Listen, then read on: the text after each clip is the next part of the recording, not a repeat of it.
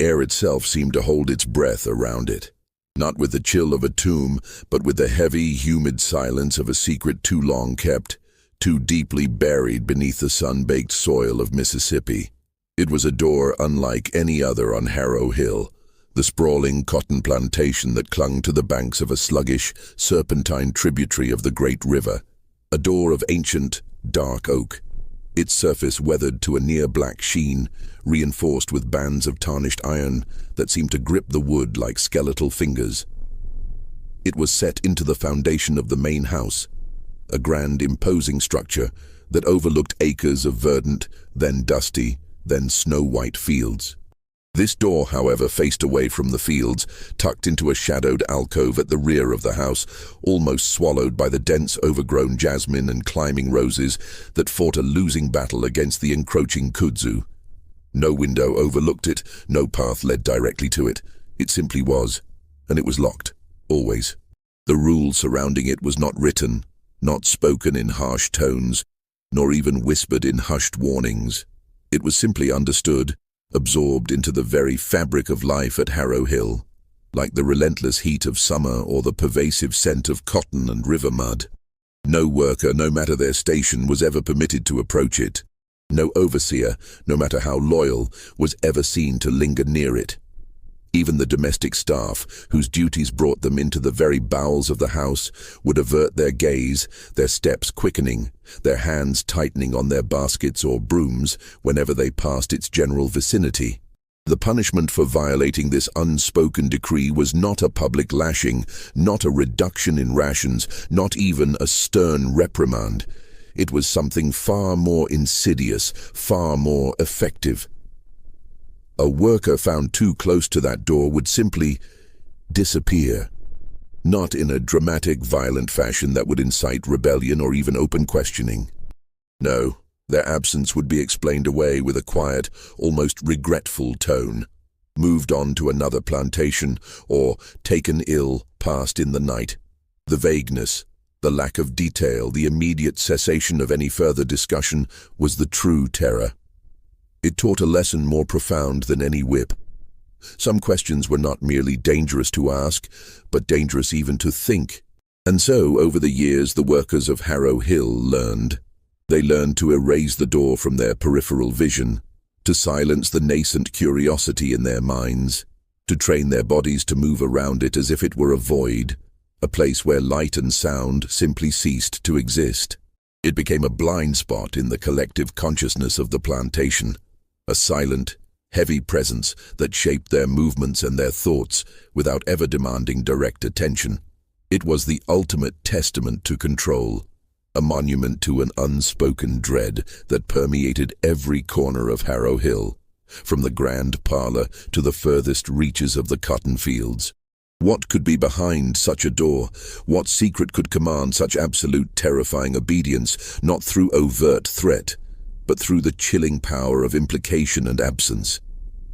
The very thought was a dangerous luxury, a spark that could ignite a conflagration of fear and suspicion. But for those who lived under its shadow, the question, though unasked, hung heavy in the humid air, a silent, suffocating weight. It is a question that has echoed through the forgotten corners of history, a whisper of a truth that refuses to be entirely silenced. And if you find yourself drawn into the shadows of such tales, where the past holds secrets that still chill the blood, consider joining our growing community. Subscribe to Liturgy of Fear, and let us uncover these forgotten histories together. Harrow Hill was not merely a plantation, it was a meticulously constructed empire, carved from the rich alluvial soil of Mississippi. Its very name, chosen by its proprietor Elias Vane, hinted at the arduous labor and the relentless ambition that had shaped it. The main house, a formidable structure of red brick and white columns, stood atop a gentle rise, commanding a panoramic view of the fields that stretched to the horizon, a testament to Elias's vision and his unyielding will. Below, the tributary, sluggish and murky, wound its way through cypress knees and Spanish moss, a constant, almost imperceptible murmur that was the only true sound of nature allowed to persist unchallenged on the estate. The year was 1846. The air, even in the early spring, was thick with the promise of summer's oppressive heat, a palpable humidity that clung to the skin and made every breath a conscious effort. The scent of blooming jasmine mingled with the earthy aroma of freshly turned soil, the faint, sweet, sickly smell of molasses from the kitchen, and the ever-present underlying tang of human sweat and exertion. Life on Harrow Hill moved with a rhythm as predictable and unyielding as the turning of the seasons. From the first grey light of dawn until the last ember faded in the quarters, every soul had a purpose, every movement was observed, every deviation noted. Elias Vane, the architect of this domain, was a man forged in the crucible of ambition. He had arrived in Mississippi in 1831, a man in his mid-30s, having left behind the more established, if less lucrative, lands of Virginia. He carried with him a modest inheritance, a sharp mind, and an almost preternatural ability to discern opportunity where others saw only wilderness. He was not a man of grand gestures or fiery pronouncements. His power lay in his quiet intensity, his methodical approach to every transaction, every decision. His eyes, a pale, almost colorless blue, seemed to absorb every detail, missing nothing, betraying no emotion.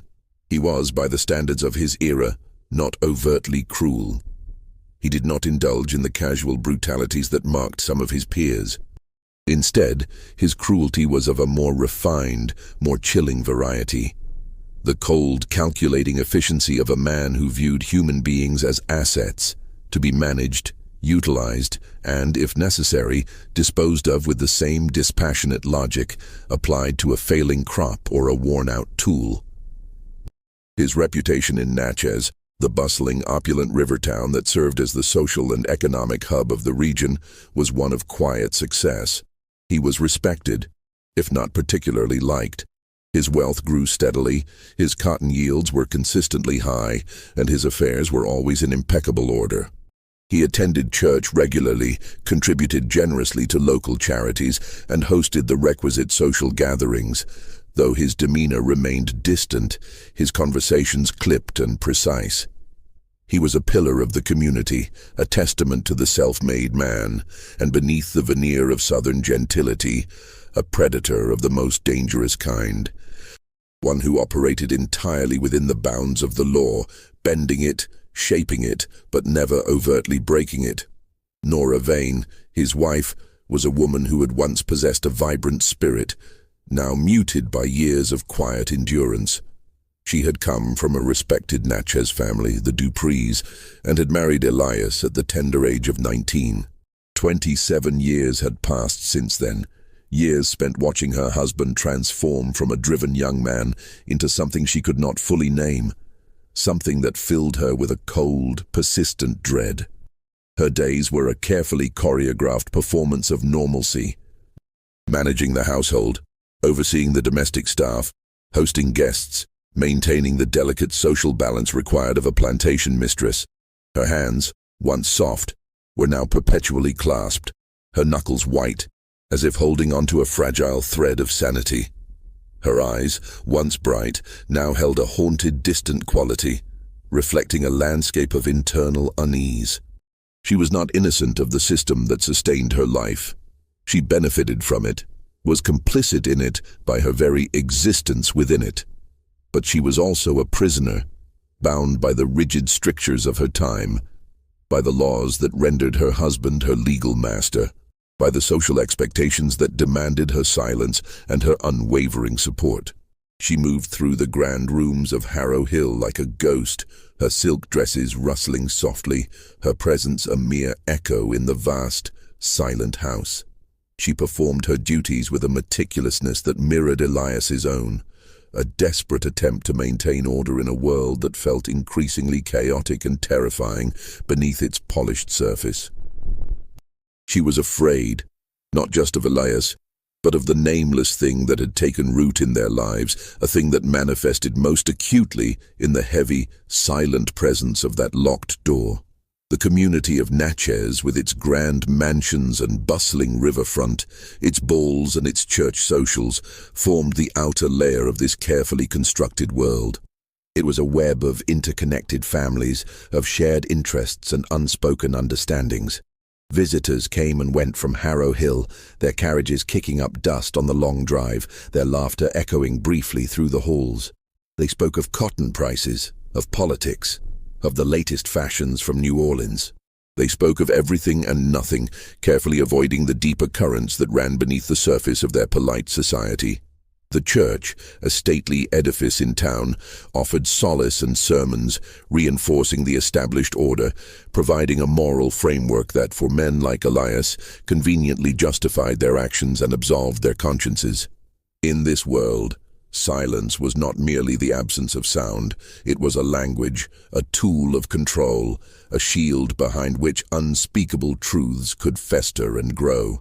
The locked door was the ultimate symbol of this silence, a physical manifestation of the unspoken, the unacknowledged, the terrifyingly real. It was a constant, oppressive presence, a monument to the things that were not to be seen, not to be heard, not to be questioned.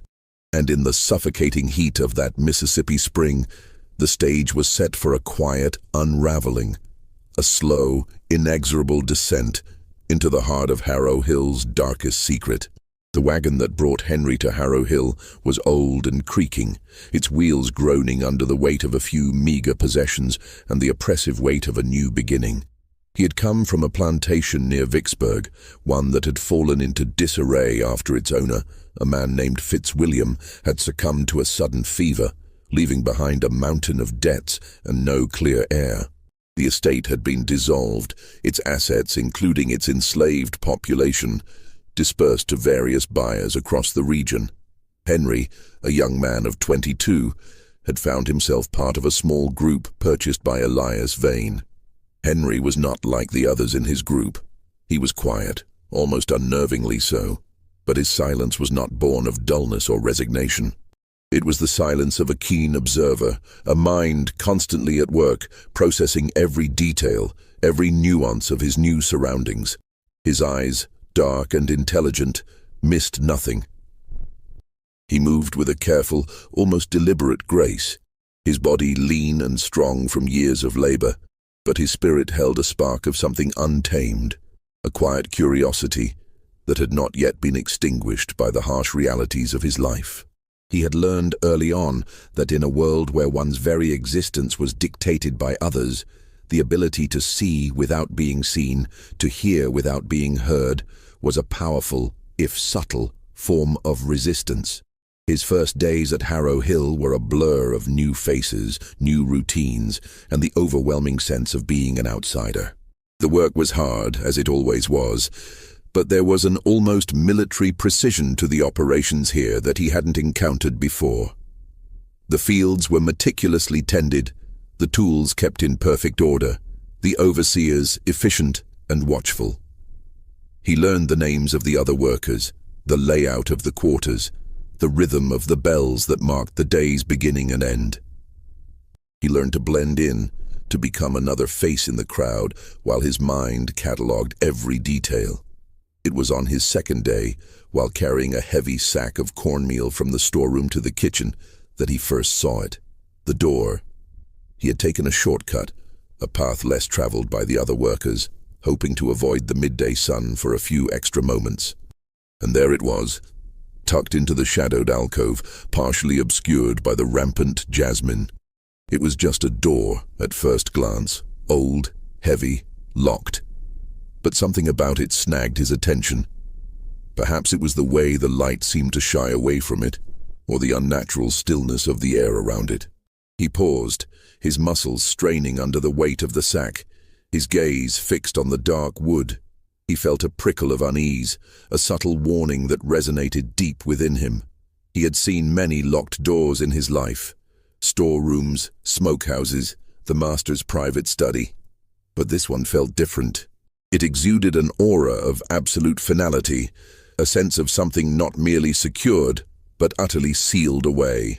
As he continued his journey, he began to observe. He noticed that no one mentioned it, not in passing, not in complaint, not even in idle gossip. It was as if the door simply did not exist in their collective vocabulary. He saw an older woman, her back bent with years of labor, carrying a pail of water. Her path would take her within yards of the door, but her eyes remained fixed straight ahead, her pace quickening almost imperceptibly as she passed. He saw a young boy, chasing a stray chicken, veer sharply away from the alcove, as if an invisible barrier stood in his path. Then he noticed Ruth. She was an older woman, her face a road map of lines etched by sun and sorrow, her movements slow but deliberate. She had been at Harrow Hill, he learned, since its very inception, a silent fixture in the domestic staff. One afternoon, he saw her emerge from the main house carrying a basket of laundry. Her path led her past the rear of the house, and for a fleeting moment her gaze flickered towards the alcove. It was not a look of curiosity, or even fear, but something far more profound, a deep, weary sorrow, a profound resignation. Her eyes, dark and knowing, seemed to hold a universe of unspoken stories. Then, just as quickly, her gaze shifted, her face became a mask, and she continued on her way, her steps heavy. He also noticed Augustus Lyle, the head overseer. Lyle was a man of imposing stature, with a stern countenance and a reputation for unwavering loyalty to Elias Vane. He moved with an air of authority, his presence commanding respect and fear in equal measure. Henry observed that whenever Lyle was near the main house, particularly in the vicinity of the rear entrance, his posture would subtly change. His shoulders would square, his jaw would tighten, and his eyes would sweep the area with an almost predatory vigilance, as if guarding an invisible perimeter. It was a subtle shift, one that most would miss, but Henry, with his heightened senses, registered it immediately. Lyle wasn't just patrolling, he was protecting. The more Henry observed, the more the door became a focal point of his quiet investigations. It was a silent challenge, a puzzle that demanded to be solved. He understood instinctively that the answers it held were dangerous, perhaps even deadly, but the very intensity of the silence surrounding it, the almost ritualistic avoidance practiced by everyone on the plantation, only fueled his quiet determination. He began to observe the house itself, the patterns of movement, the comings and goings, the subtle shifts in the atmosphere. He was a new set of eyes, unburdened by years of conditioned fear. And what he saw, what he felt, was a growing certainty that behind that locked door lay not just a secret, but a living, breathing truth that Harrow Hill had desperately tried to bury. The night air of late spring in Mississippi was a heavy, suffocating blanket, thick with the scent of damp earth and the incessant chorus of cicadas. It was a night when sleep came fitfully, if at all, even for those exhausted by a day of relentless labor. Henry, lying on his thin pallet in the crowded quarters, found himself restless. The heat was oppressive, pressing down on him, and the low murmurs of his fellow workers, some stirring in their sleep, others, simply unable to find it, did little to soothe his unease. His mind, ever active, replayed the day's observations, particularly the silent dance around the locked door. He rose quietly, careful not to disturb the others. A sliver of moonlight filtered through the cracks in the rough-hewn wall of the cabin, illuminated the dusty floor. He moved to the small, almost imperceptible gap in the wall, a knothole that offered a narrow, distorted view of the main house's rear. It was a habit he had developed, a way to observe the world beyond his immediate confines, to understand the rhythms of the master's house, the movements of those who held power. He had been watching for perhaps an hour, the world outside bathed in the pale silver glow of the moon, when he saw it. A carriage, its wheels muffled by the soft earth of the drive, approached the house not from the main entrance, but from a less used track that wound through a copse of live oaks. It was a dark, unassuming vehicle, without the usual ornate flourishes of a visitor's conveyance. It stopped some distance from the house, its horses snorting softly in the stillness. A figure emerged from the carriage, a man of medium height, dressed in dark, formal attire. Even from a distance, Henry could discern the precise, almost clinical way he moved. This was Dr. Warren Speck, the physician from Natchez, whose visits were usually announced, his presence a sign of illness or birth. But this visit was different. There was no urgency, no frantic summons, only a quiet, almost clandestine arrival. Augustus Lyle, the head overseer, materialized from the shadows of the house, moving with a swiftness that belied his bulk. He met Dr. Speck at the carriage, a brief, almost imperceptible exchange of nods passing between them. There were no words, no greetings. It was a silent, pre-arranged rendezvous. Lyle then led Dr. Speck not to the main entrance nor to the side door used by tradesmen, but directly towards the rear of the house, towards the very alcove where the locked door resided. Henry's breath hitched in his throat. He pressed his eye closer to the knothole, his heart beginning to pound a frantic rhythm against his ribs. He watched as Lyle produced a key, a large, heavy-looking key that glinted briefly in the moonlight, and inserted it into the lock of the dark oak door. The sound, though distant, was distinct, a heavy metallic click, followed by the deep, resonant creak of ancient hinges as the door swung inward, revealing a cavernous darkness beyond. Dr. Speck disappeared into the black maw, followed by Lyle, who then pulled the door shut behind them, plunging the alcove back into its accustomed shadow. The silence that followed was profound, broken only by the chirping of crickets and the distant croaking of frogs from the river. Henry remained frozen, his eye glued to the gap, his mind racing. What were they doing in there? Why the secrecy? Why the dead of night? Minutes stretched into an eternity. Henry strained his ears, trying to discern any sound from within the house. He heard nothing for a long while, only the thrumming of his own blood in his ears. Then, faint, muffled, almost imperceptible, he heard it. Not a scream, not a cry of pain, nothing so dramatic. It was a series of indistinct sounds, a low, rhythmic thudding, followed by a soft, almost mechanical clinking, like instruments being moved or adjusted. Then a deeper, almost guttural sigh, quickly stifled. It was not human speech, not a struggle, but something far more unsettling in its ambiguity. It was the sound of work being done, of a process unfolding cold and methodical in the absolute darkness. The sounds continued for what felt like an hour, a chilling symphony of the unknown. Then, as abruptly as they had begun, they ceased. Another stretch of silence, even more profound than before. Finally, the heavy oak door creaked open again. Lyle emerged first, his face unreadable in the moonlight, followed by Dr. Speck, who carried a small, dark satchel. They exchanged another brief, silent nod. Lyle relocked the door with the same heavy key, the click echoing faintly in the night. Dr. Speck returned to his carriage, his movements still precise, his demeanor unchanged.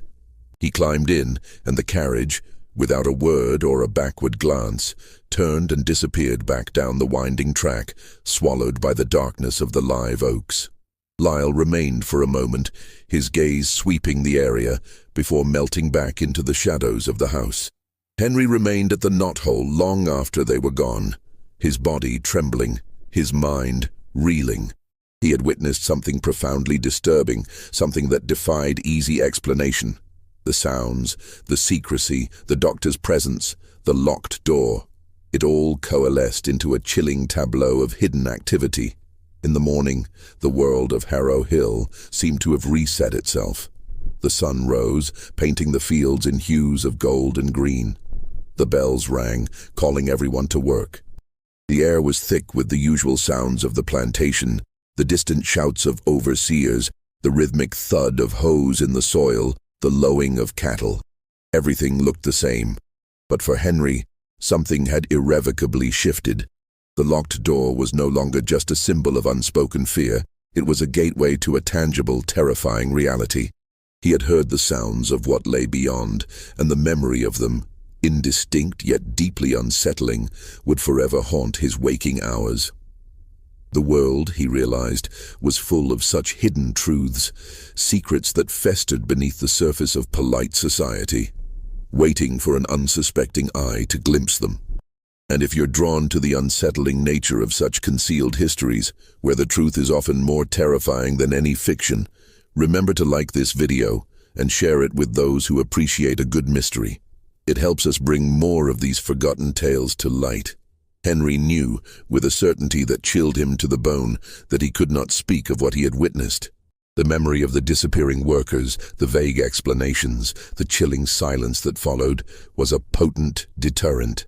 But the knowledge festered within him, a burning ember that demanded understanding.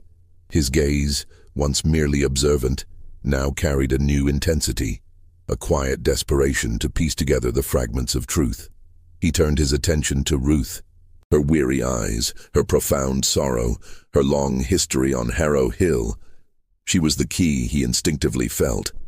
But approaching her required a delicate touch, a patience that bordered on reverence. Ruth was a woman who had learned the hard lessons of survival in a brutal world. Trust was a luxury she could ill afford, and words she knew could be weapons. Henry began subtly. He would offer to carry her heavy baskets, to help with the more arduous tasks in the kitchen or laundry.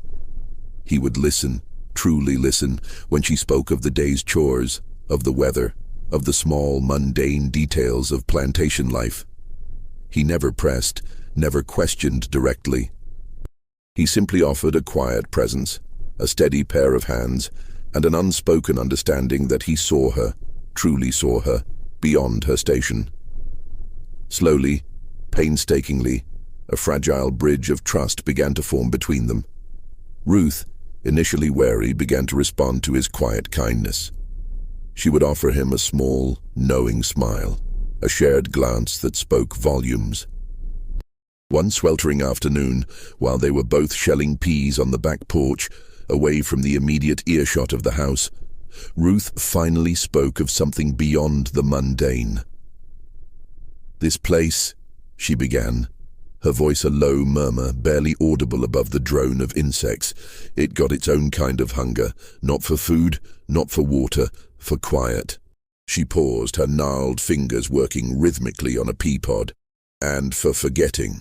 Henry kept his gaze on his own hands, shelling peas, but his entire being was focused on her words. "Forgetting what, Ruth?" he asked, his voice equally soft, almost a whisper. Ruth sighed, a deep, shuddering sound that seemed to carry the weight of years. "Things that ain't supposed to be remembered. People that ain't supposed to be gone." She looked up then, her eyes meeting his, and in their depths, Henry saw a profound, ancient sorrow. "You got new eyes, boy. You see things others done learned to look away from." He nodded, a silent acknowledgement. "I saw the doctor, Ruth, that night, and Mr. Lyle and the door." Ruth's face remained impassive, but her hands stilled. "You saw too much, Henry.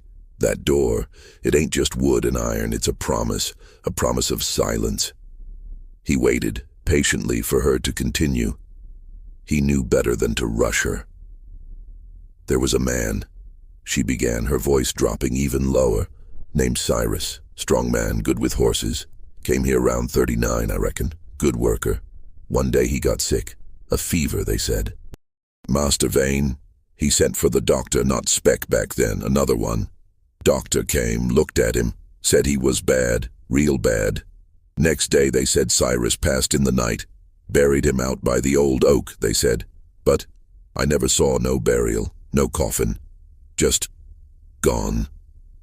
Henry felt a cold knot tighten in his stomach. "Gone where, Ruth?" Ruth shook her head slowly. "That's the thing, ain't it? Nobody ever really knew. Just gone. And then, a few weeks later, Master Vane, he got a new horse. A fine stallion, strong and fast. Said he traded for it. But that horse, it had a way of looking at you, a way of moving, that reminded me of Cyrus. Strong, proud, and then it was gone too a few months later. Sold off, they said." She looked at Henry, her eyes piercing. But the way Master Vane talked about that horse, like it was a thing he owned, a thing he could use up and then get rid of, it was the same way he talked about Cyrus before he was gone. The implication hung heavy in the air, unspoken, yet terrifyingly clear. Cyrus hadn't died. He had been traded, disposed of. And then there was Della, Ruth continued, her voice now a mere whisper, as if the very act of speaking her name was a transgression. Sweet girl, Della. Good with the children. Always singing. Round 43, she started getting thin, coughing. Master Vane, he said she had the consumption. Sent for Dr. Speck that time. Speck came, stayed a long time in the house. Said Della was fading fast. Next thing we know, they say Della passed. Buried her next to Cyrus, they said. But again, no burial. No coffin. Just gone. Ruth's gaze drifted towards the main house, towards the hidden alcove. But Della, she had a little wooden bird she carved. Always carried it with her, said it was her mama's. After she was gone, I saw it, on Master Vane's desk, just for a day or two. Then it was gone too, like it was never there. Henry felt a chill that had nothing to do with the humid air. The pieces were beginning to fit, forming a mosaic of unspeakable horror. The falsified death records, the clandestine visits from the doctor, the disappearances. It wasn't death that was behind the locked door. It was something far more calculated, far more insidious. It was the systematic erasure of human beings, their lives reduced to transactions, their existence made to vanish as if they had never been. "They ain't dead, are they, Ruth?" Henry asked, his voice barely a breath. Ruth didn't answer directly. She simply looked at him, her eyes filled with a profound, ancient sadness. "That door, Henry," she said, her voice regaining a touch of its usual weariness. "It ain't for keeping things out, it's for keeping things in, and for making sure nobody ever asks what's inside."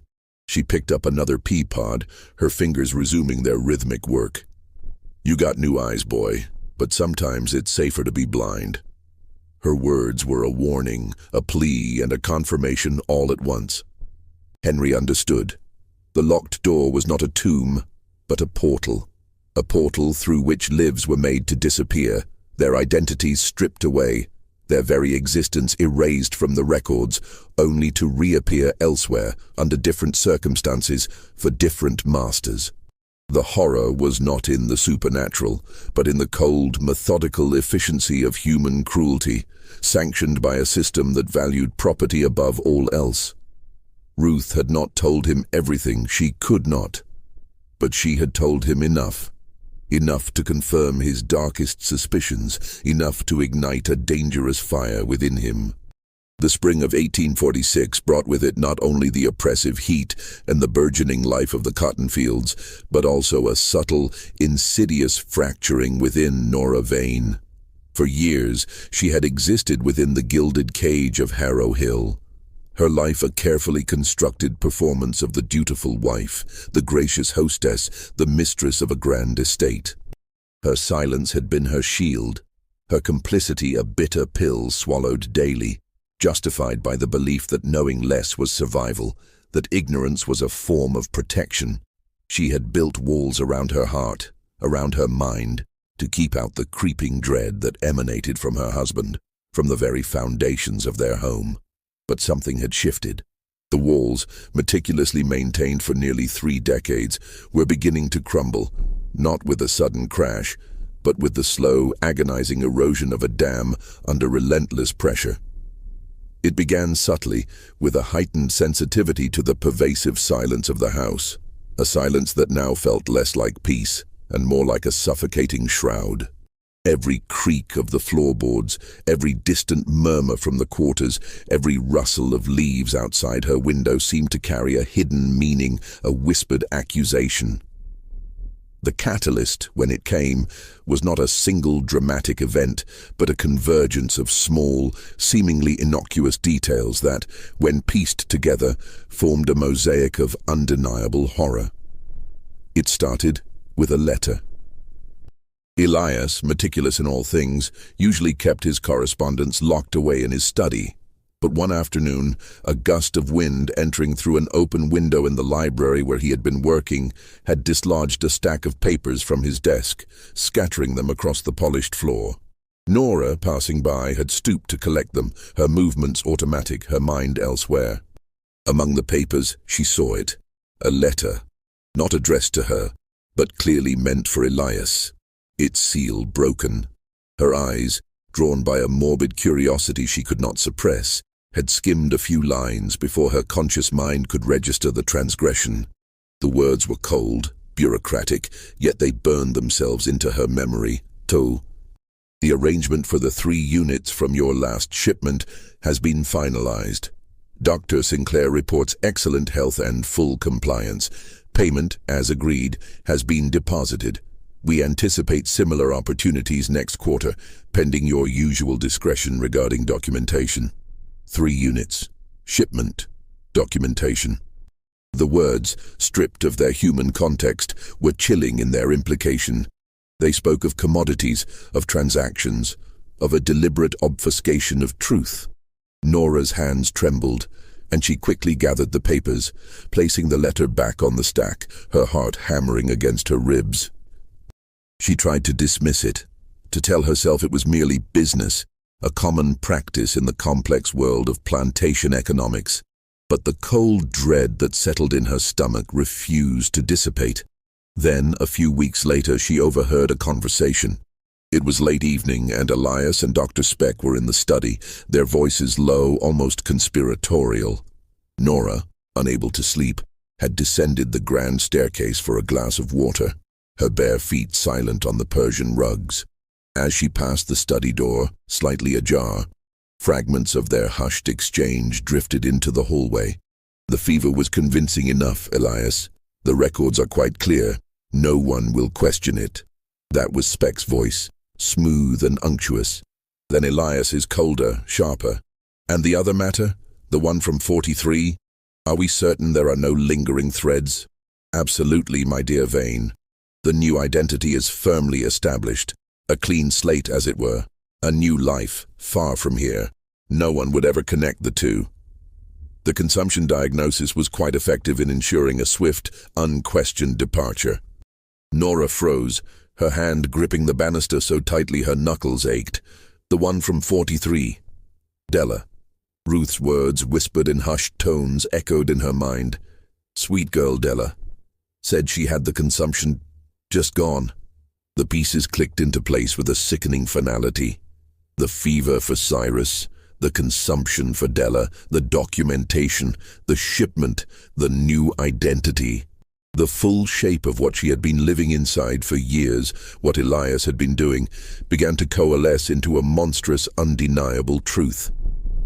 It was not merely the buying and selling of human beings, a practice she had long accepted as the brutal reality of her world. It was something far more sinister. The deliberate, systematic erasure of lives, the creation of false deaths, the trafficking of legally dead people into new forms of bondage, all for profit, all under the cloak of medical authority and meticulous record-keeping. Nora felt a profound, internal scream rise within her, trapped behind the carefully constructed facade of her composure. Her world, once merely uncomfortable, now felt like a charnel house, built on lies and stolen lives. She was not a villain, not in the overt sense.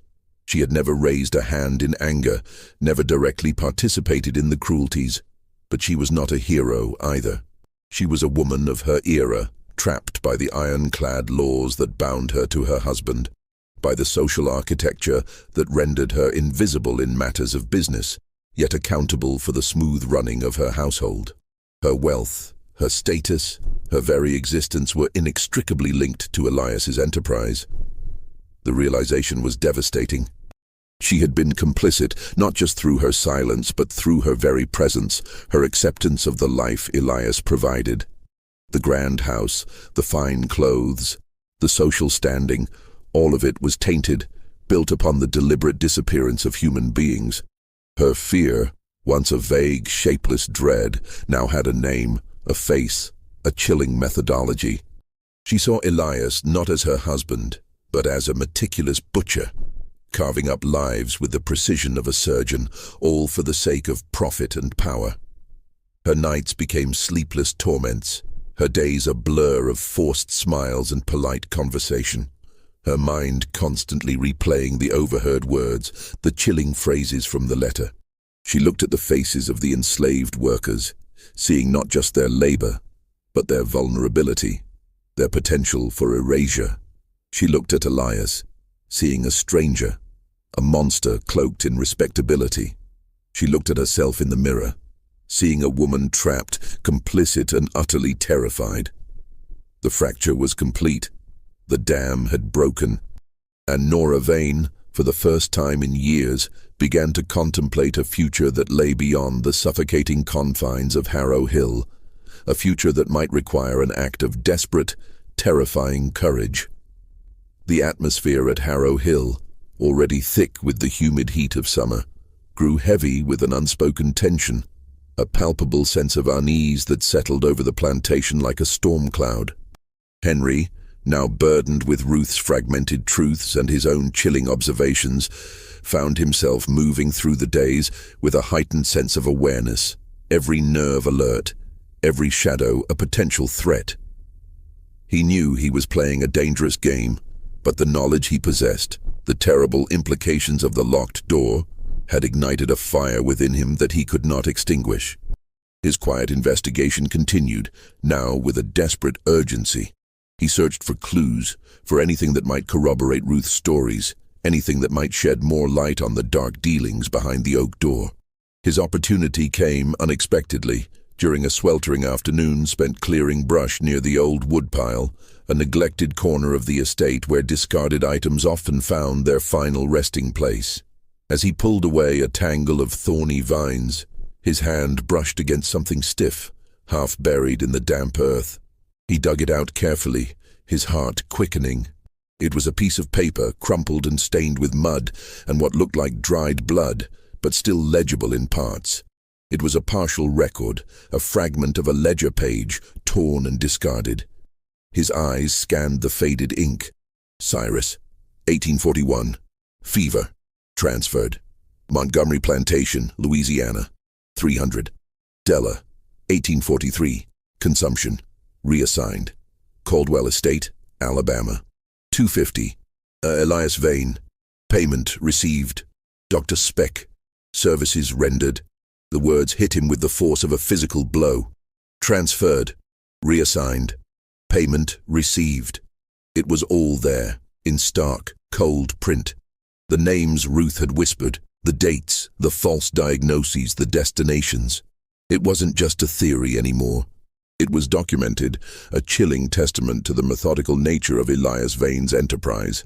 The numbers, he realized, were not ages, but prices. The services rendered by Dr. Speck were not for healing, but for facilitating these monstrous transactions. Henry quickly folded the document, tucking it deep into his worn trousers, his hands trembling. He had found his proof, but it was a proof that felt like a death warrant. He knew instinctively that this piece of paper was incredibly dangerous, a direct link to the unspeakable. His changed behavior, subtle as it was, did not go unnoticed.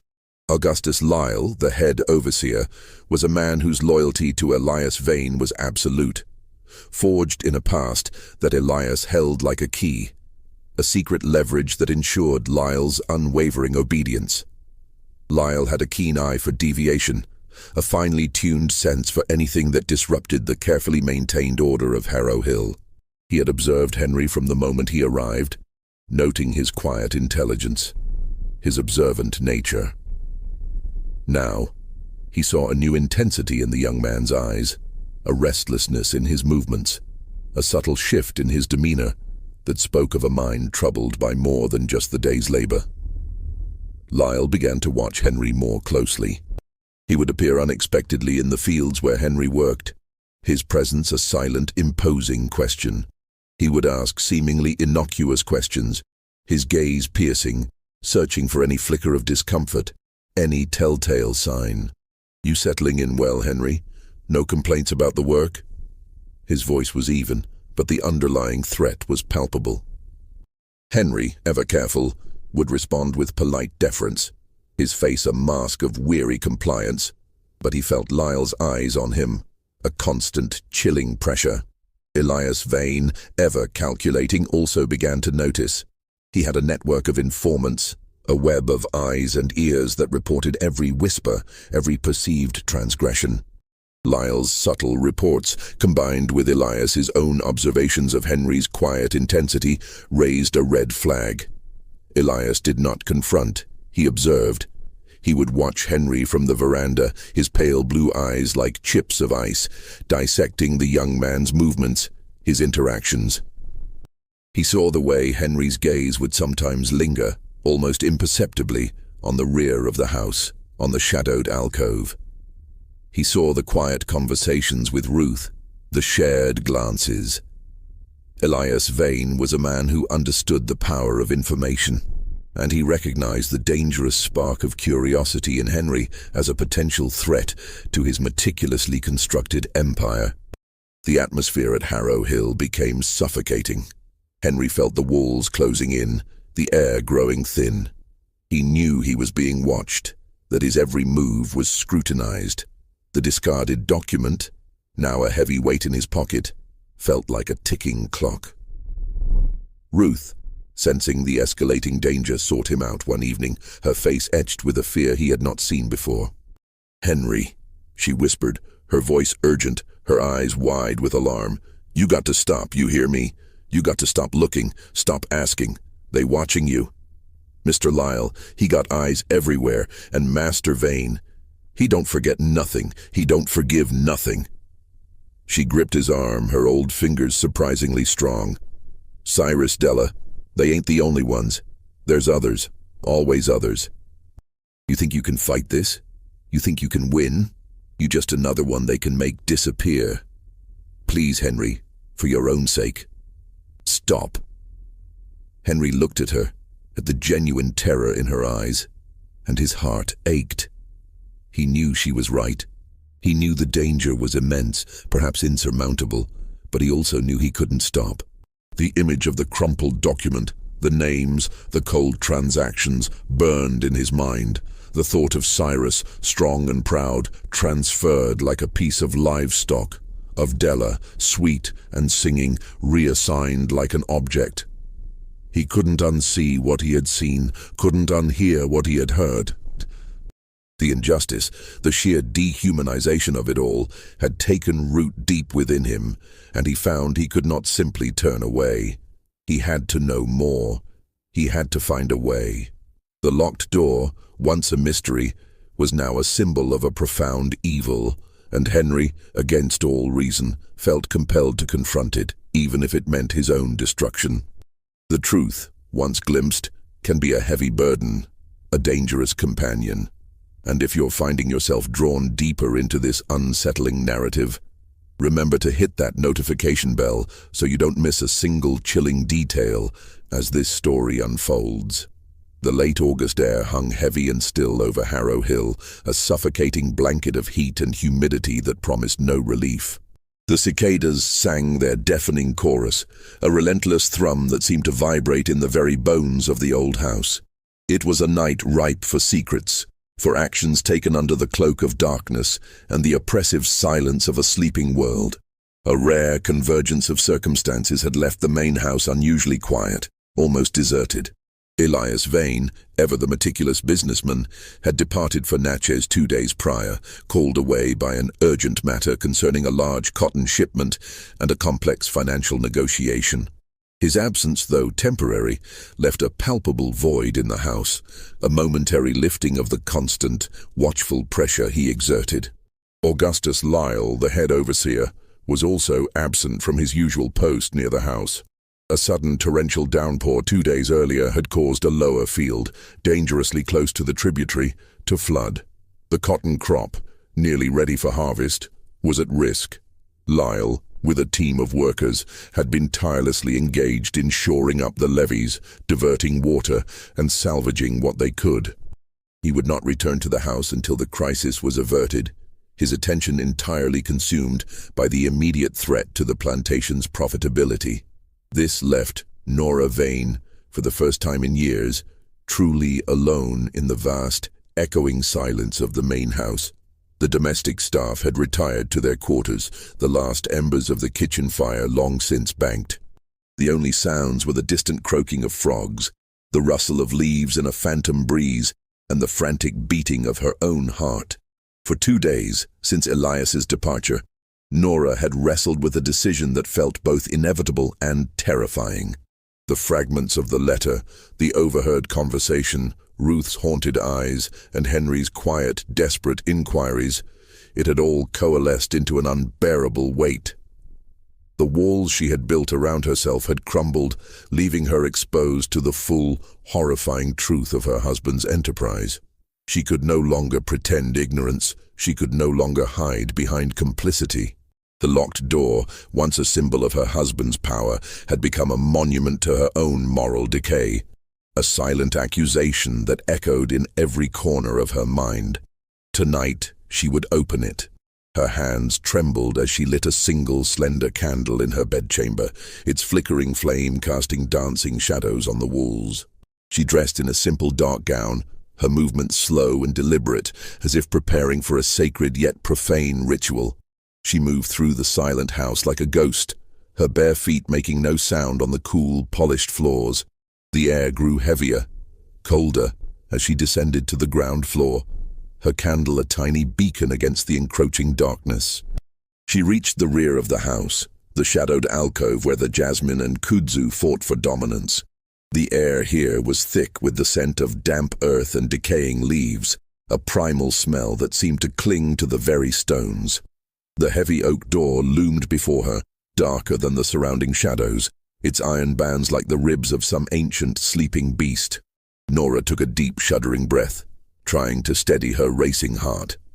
She reached into the pocket of Elias's discarded waistcoat, which she had found hanging in his study. A desperate, almost reckless act of defiance. Her fingers closed around a heavy, cold object. The key. The same key Augustus Lyle had used that night, glinting in the moonlight. With a trembling hand, she inserted the key into the lock. It turned with a stiff, metallic groan, a sound that seemed to reverberate through the very foundations of the house. The click that followed was deafening in the profound silence. She pushed the door inward slowly, agonizingly. The hinges shrieked, a long, drawn-out wail that seemed to tear at the fabric of the night. A wave of cold, stale air, thick with the scent of dust, old paper, and something else, something metallic and faintly organic, washed over her. The darkness beyond was absolute, a gaping maw that seemed to swallow the meager light of her candle. Nora raised the candle higher, its flame struggling against the oppressive gloom. The light pierced the darkness, revealing a small, low-ceilinged room, its walls of rough-hewn stone, damp and stained. It was not a dungeon, not a torture chamber, nothing so overtly dramatic.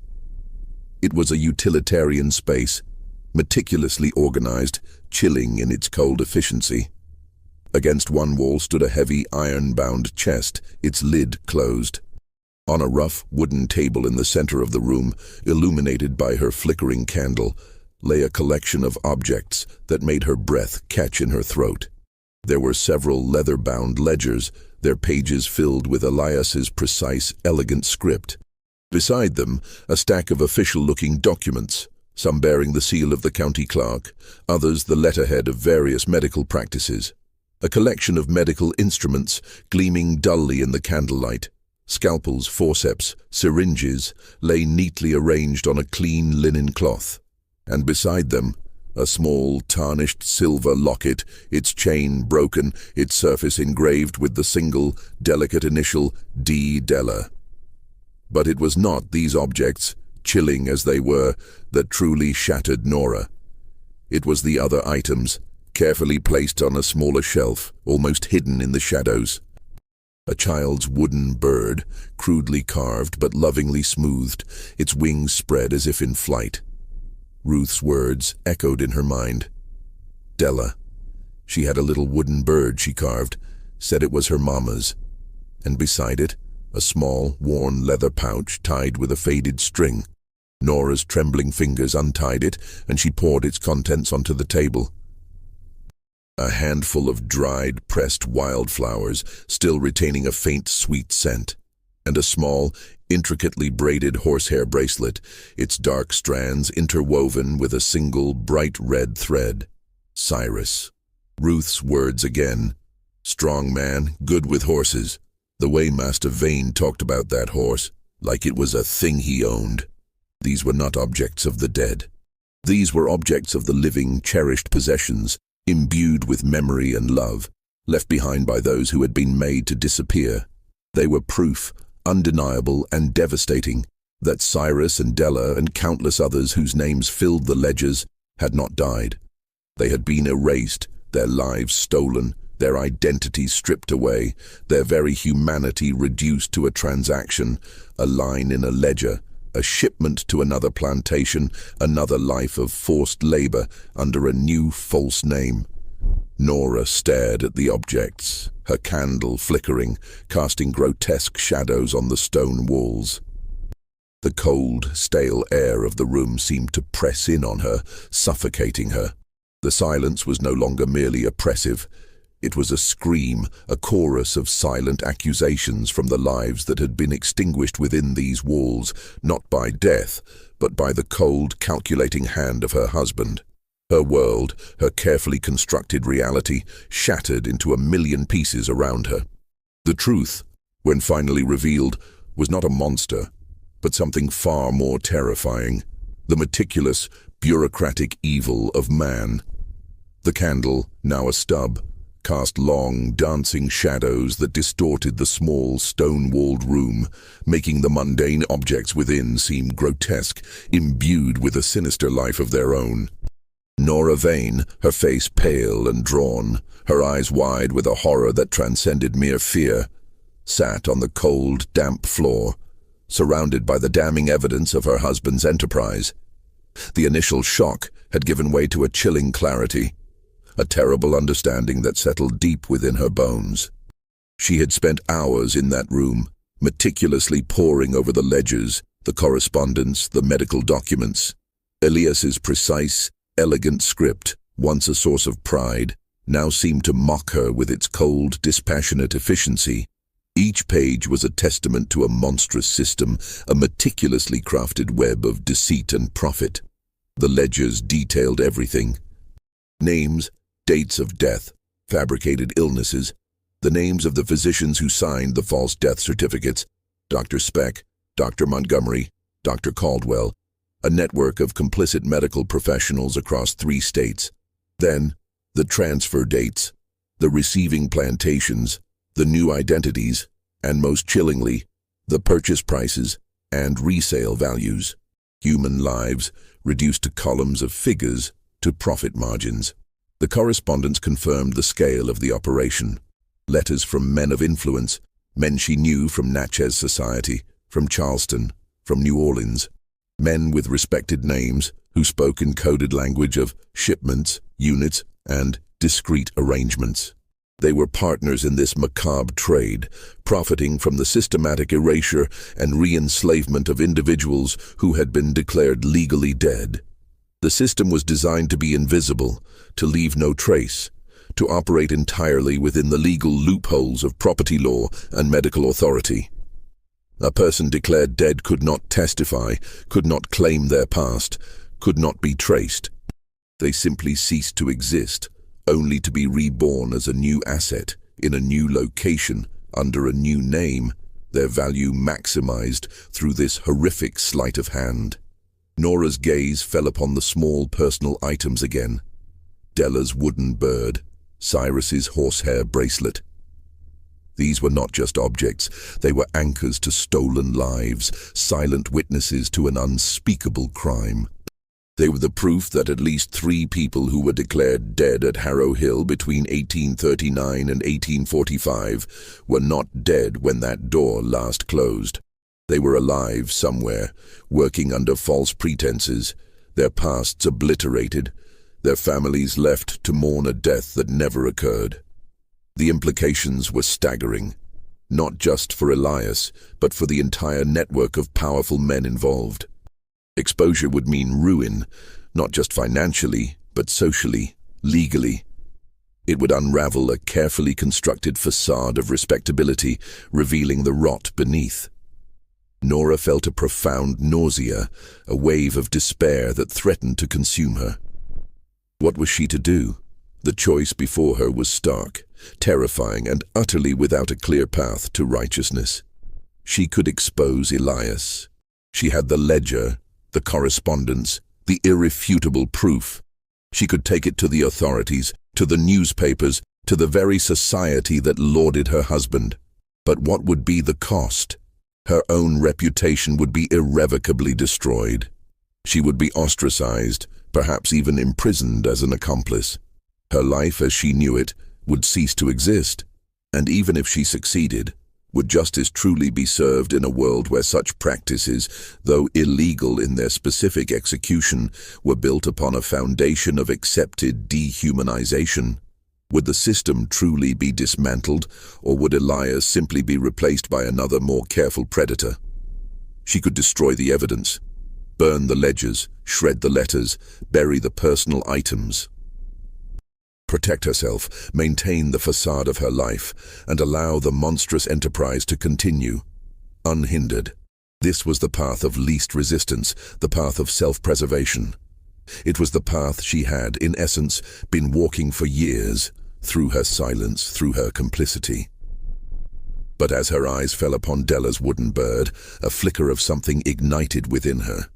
Not heroism, not a sudden surge of moral courage, but a cold, hard resolve, born of years of suppressed rage and a desperate need for agency. She was a woman of her era, trapped by law, by property, by the social architecture that made her invisible and accountable simultaneously. She could not change the world, but she could, perhaps, change her own small corner of it. Nora made her choice. It was not a choice of heroism, but of survival, with a twist that complicated every sympathy the listener might have built. She would not expose Elias to the world. The risk was too great, the outcome too uncertain, the personal cost too devastating. But she would not destroy the evidence either. Instead, she would take it, all of it. The ledgers, the correspondence, the medical documents, and the small, heartbreaking personal items. She carefully packed them into a sturdy canvas bag she found in the corner of the room, her movements now precise, methodical, mirroring Elias's own chilling efficiency. She would use this knowledge, this damning proof, not to bring down the system, but to secure her own future, to carve out a measure of freedom and safety for herself, and perhaps for a few others. She would use it as leverage, a silent, ever-present threat that would bind Elias to her, not through love or loyalty, but through fear. She would become his silent partner, his shadow, ensuring that her own needs, her own quiet acts of defiance, would be met.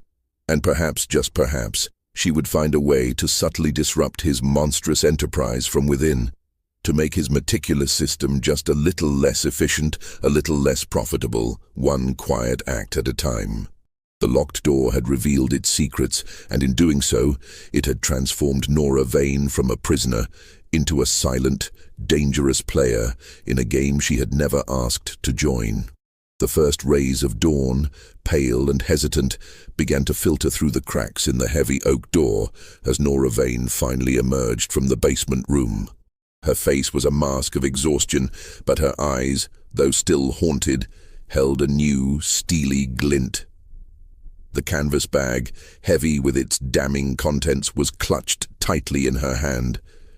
She relocked the door, the metallic click echoing with a chilling finality, and then, moving with a quiet determination, she ascended the stairs, leaving the secrets of the room to fester in the darkness once more. The fates of the characters, like the truths they carried, were not clean, nor were they delivered with the satisfying clarity of conventional justice. Elias Vane returned from Natchez 2 days later, his usual cold composure intact. He noticed nothing amiss.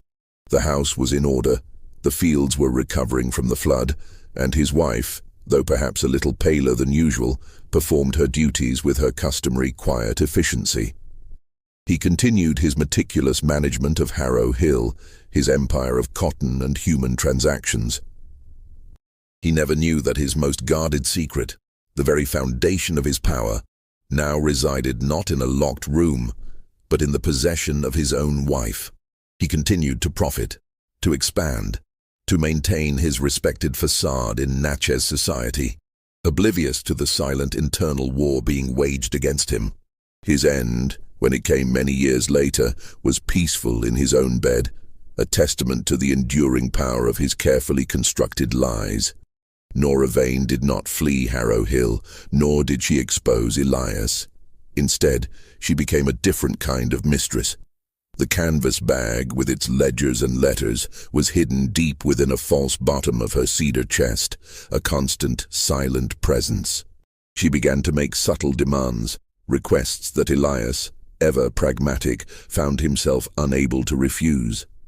More comfortable quarters for certain elderly workers, better medical care for the sick, a quiet word that ensured a particular family was not separated. She never threatened, never explicitly mentioned the contents of her hidden trove.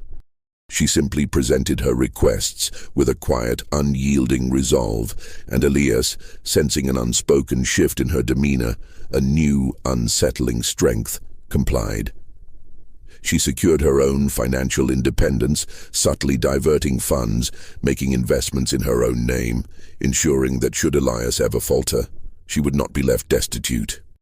She lived out her days at Harrow Hill, a woman transformed, her outward life unchanged, but her inner world a complex tapestry of quiet defiance, calculated survival, and a profound enduring sorrow for the lives she could not save, but whose stories she now carried. She became a silent guardian of the truth, a living archive of Elias's crimes, ensuring that at least one person remembered. Henry, after Ruth's warning and his own terrifying discovery, understood the immense danger he was in. He knew he could not directly challenge the system, but he also knew he could not remain silent. He carefully, meticulously copied the crucial details from the discarded document he had found, memorizing names, dates, and destinations. He then destroyed the original, burying the fragments deep in the river mud. He continued his work, his quiet observations, but now with a new purpose. He began to seek out opportunities, to learn skills, to save what little he could. 2 years later, under the cover of a moonless night, he slipped away from Harrow Hill, not in a desperate flight, but in a carefully planned escape, carrying with him not just the hope of freedom, but the dangerous knowledge of Elias Vane's enterprise. He made his way north, eventually finding work on a riverboat, his sharp mind and quiet demeanor serving him well. He never forgot the names, the faces, the stories of those who had been transferred. He carried their memory, a silent promise to bear witness, to ensure that their erasure was not absolute. Ruth continued her life at Harrow Hill, her face a little more lined, her eyes a little more weary, but with a quiet satisfaction that Henry had escaped. She knew Nora had changed, sensed the new, unspoken power that emanated from the mistress. She saw the subtle shifts, the small acts of kindness that had not been there before. She understood without needing to be told that the locked door's secrets had been disturbed, and that a quiet battle was now being fought within the very walls of the house. She continued to tend to her duties, a silent sentinel, a keeper of memories, her wisdom a quiet force in the lives of those around her. Augustus Lyle remained Elias's loyal overseer, his past still held like a key by his master. He continued to enforce the rules, to maintain order, to guard the secrets of Harrow Hill with unwavering vigilance. He never suspected Nora's knowledge, nor Henry's escape. He was a cog in the machine, a man bound by his own hidden transgressions, forever complicit in Elias's dark enterprise.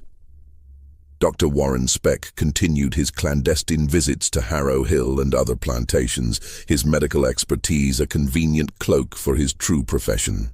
He prospered, his reputation as a skilled physician growing, his network of powerful clients expanding. He was a man who understood the value of discretion, the profitability of silence, and the ease with which human lives could be manipulated for gain. The locked door, that heavy oak portal in the basement of Harrow Hill, remained. It was still locked, still avoided, still shrouded in its oppressive silence. But for those who knew, for Nora, for Henry, for Ruth, its meaning had irrevocably changed. It was no longer just a symbol of fear, but a monument to the chilling reality of human cruelty, to the meticulous bureaucratic evil that could flourish under the guise of respectability. It stood as a testament to the fact that the most terrifying monsters are not supernatural, but those who operate within the very fabric of society, leveraging its laws, its prejudices, and its silences to commit unspeakable acts. The true horror of Harrow Hill was not a ghost in the attic, but the cold, calculated erasure of human lives, a secret buried not in the earth, but in ledgers and in the hearts of those who dared to look. And sometimes, the most haunting stories are not those of specters and shadows, but of the very real darkness that resides within humanity itself, a darkness that, even now, whispers from the forgotten corners of history. If this tale has stirred something within you, if it has made you question the hidden truths of our past, then perhaps you'll consider sharing it with others who appreciate the chilling power of a story well told. It helps us continue to explore these unsettling narratives, ensuring that such echoes from the past are never truly silenced.